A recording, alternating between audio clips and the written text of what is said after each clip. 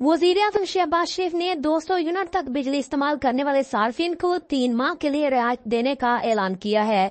इस्लामाबाद में press conference करते हुए शहबाज शरीफ ने कहा है कि हमने सियासत को दांव पर लगाकर रियासत को बचाया। अगर सियासत को ना बचाया होता तो कहाँ की सियासत और कहाँ का बजट होगा।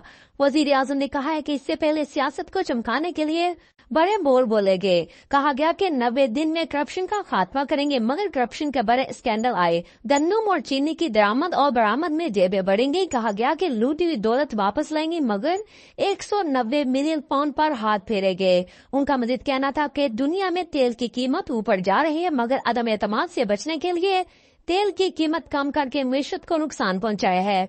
वज़ीर-ए-आज़म ने कहा है कि बलूचिस्तान में 28 ट्यूबवेल कनेक्शंस पर बिजली इस्तेमाल होती है, मगर बिल नहीं दिए जाते, जिससे हमें 10 साल में 500 अरब का नुकसान हुआ।